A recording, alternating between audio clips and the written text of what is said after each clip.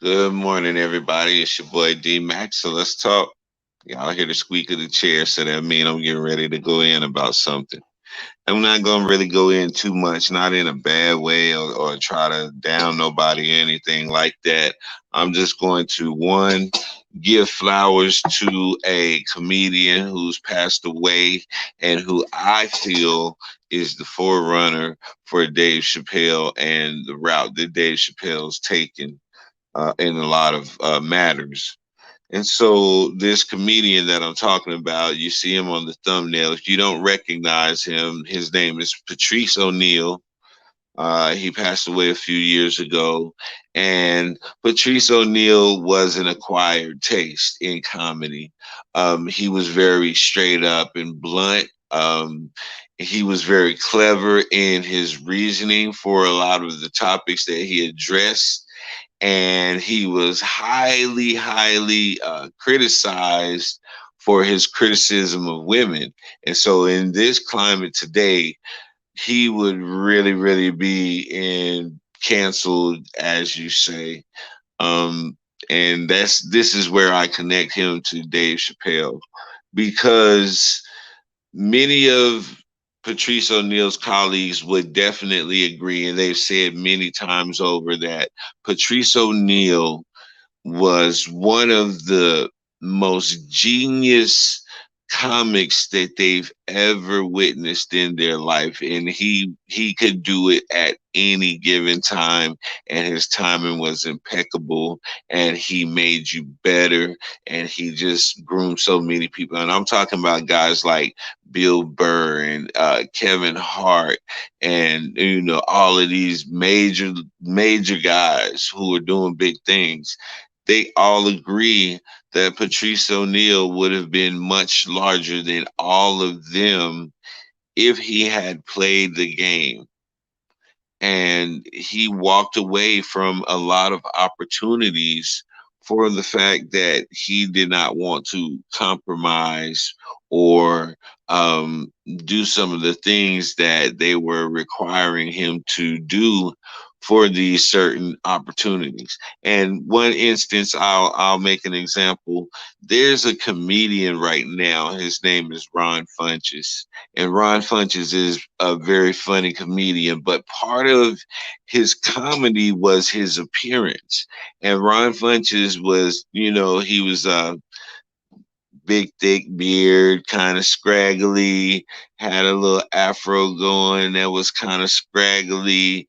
And, he wore just like jeans and a t shirt. And he had a basic look. But for his tone and the way that he delivers his comedy, his appearance was a major part of his punchlines.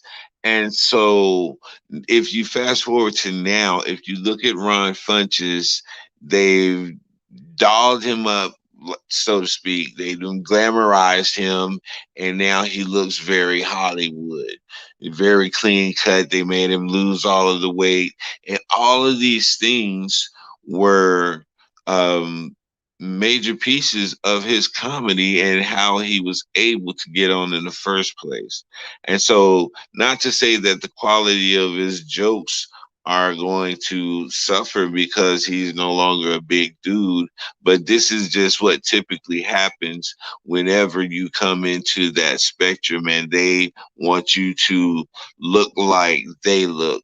And so I also just recently saw a story where Queen Latifah was talking about how she would not allow them to push her to lose all of this weight just to get certain roles. If they couldn't accept her in the role at the size that she was, then she just wouldn't take that role. What's going on, my brother? Well, good to see you, man. Hey, y'all go check out Self Awareness. Go check out Reverend Tony over there, man. He be dropping them jewels, man, and he definitely give me something to think about all the time, man. And I appreciate people like that who's always trying to help to better somebody, man. And this is one of the brothers that do it all the time. And so I appreciate anybody who's stepping up to the plate and filling in the gap that needs to be filled in. whether it's through this YouTube channel or out in the streets, however you getting it and making a difference, man. I salute you. And this is one dude that I definitely salute. Bro, yeah, it's crazy how um yeah, getting back to Patrice O'Neal. It's crazy how in this day and time, if Patrice O'Neal was to step up and really, really speak out like some of his past comedy routines, he would definitely get the same treatment as Dave Chappelle, and he would definitely have the same attitude because he didn't allow material items and fame and all of the things that come along with it to cloud his judgment. And sometimes it's best to step away. Like Dave Chappelle said, his dad told him, anytime that it gets too big, the number gets too big for you, no, just know to step away. And he stepped away, man. And this is something that Patrice O'Neal had been doing his entire career for the simple fact that he know that there's certain things that Hollywood is going to require for what they're going to give you. You're not going to get it just because of your talent and just because of your looks. No, there's a lot more that goes into it, and I hope people understand that. Uh, but Patrice O'Neal definitely did. Now, the one thing I will say, as far as losing the weight and all that stuff, that's something that probably would have benefited Patrice O'Neal because he did die from diabetes. He was suffering from diabetes, and he was a pretty large dude. So ultimately, it took its toll on him. So in that case, it probably would have been a good idea for him to have lost the weight and stuff like that, but strictly for health purposes, not for Hollywood purposes. And so, being that he was not willing to do those things and compromise his integrity and his beliefs, he just stayed pretty much a B-list celebrity, or even a C-list, some would consider a celebrity, because it costs a lot to maintain your integrity in that environment. And you have to be a very strong minded and integrity based person to be able to walk away from millions of dollars, because when you get those roles, he did minor roles in shows just because his boys loved him and they respected him in the game. And so anytime they had an opportunity that they could slide him in, they definitely looked out for him.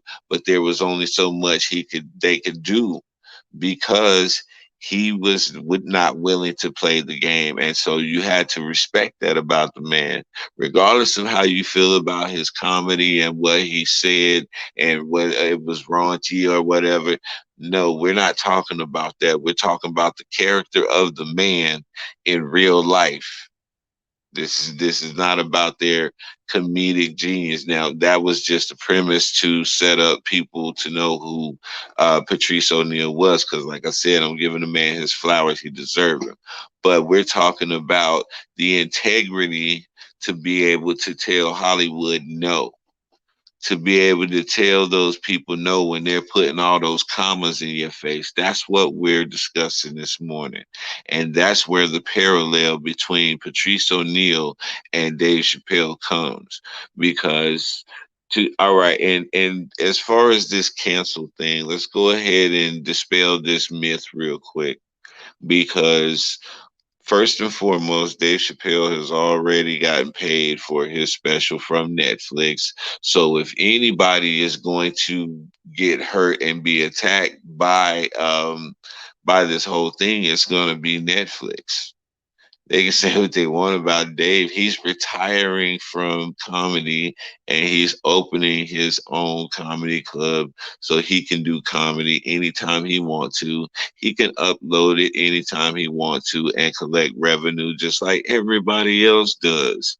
And so I don't understand where they feel like they can cancel this man.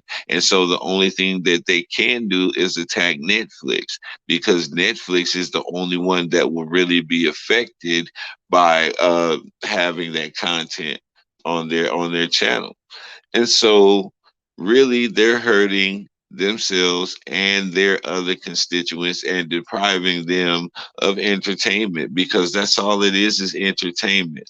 They're making a threat about something that is merely a luxury. No one needs Netflix in their lives to exist. And I don't understand why they feel like they have enough leverage to try and threaten somebody by taking away or damaging something that's a mere luxury to us. This is the mentality that is being bred in the United States now, though. Things that are luxuries are considered necessities. No, that's not how it goes. And these people are in a um, they're just in their emotions, and they have to really calm down and look at the situation for what it is. You can try to suppress Dave Chappelle. The only way you can properly do that is not look at it for yourself. Keep it away from your kids and your family if you feel strongly about that. But what you cannot do is say that, well, it's not okay for him to say that, but then everybody else can say anything else, and you're strictly neutral on that. So if you're really concerned about people's feelings being damaged, or people who are going through stuff being hurt by something that's been said, then you have to consider that all the way across the board, and not just for one particular group when it is convenient and beneficial for them. Um, yeah, that's all I really have to say on this. But once again, salute to Patrice Oneal. He was definitely a forerunner for Dave Chappelle as far as having the integrity to stand against the pressure of being pushed in a certain direction. That's constantly what's done in that industry. There's an image that is to be portrayed, and if you are good in pushing that agenda, then you will be handsomely rewarded for it. And the less you are willing to push that agenda and try to go your own route and think your own thoughts and be your own person, the more they're going to put you on the back burner. And they're always going to use the same terminology to explain why you're not in the position that you very well should be in based on your talent. And they'll say, well, they just hard to work with and they're not willing to play the game. Do you know what that means? Not willing to play the game? Go and find out. There are many, many entertainers who are speaking out about what it means to have to play the game. So either you just don't want to hear it, you don't want to believe it, or you're indulging. I don't know what the issue is, but it's right there before your very eyes. So um, I don't know what else to tell you, man. This is your boy D Mac. You know what I say? Sticks and stones can break your bones, but the word can always heal you. I'm out, man.